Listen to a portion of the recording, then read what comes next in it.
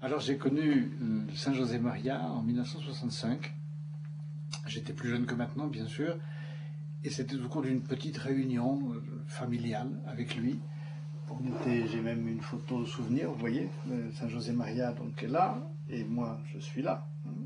Le premier souvenir que j'ai est un souvenir de paternité.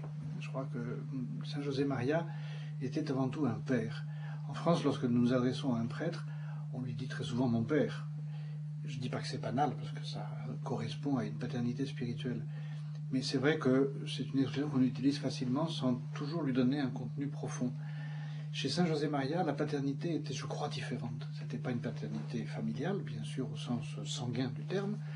C'était beaucoup plus qu'une paternité spirituelle. J'ai presque envie de dire que c'était une paternité viscérale. Il était père.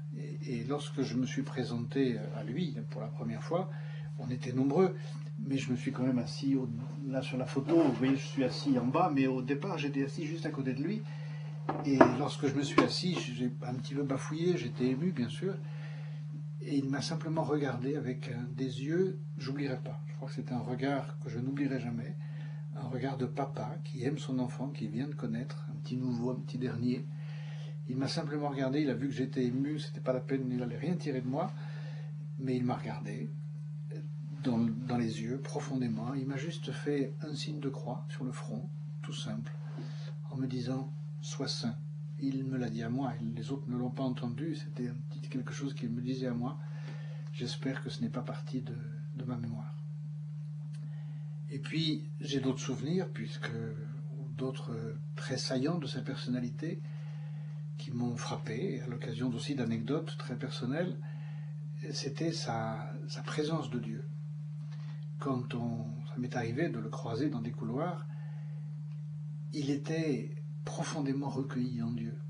Ça ne me serait pas venu à l'idée d'ailleurs à ce moment-là de le déranger, parce qu'on voyait qu'il priait, qu'il profitait d'aller d'un endroit à un autre pour parler avec le Seigneur.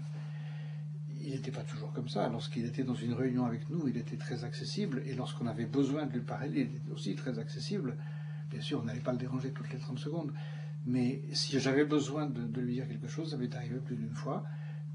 J'avais besoin, je voulais simplement lui faire part de quelque chose. Je disais, Père, est-ce que je peux vous voir?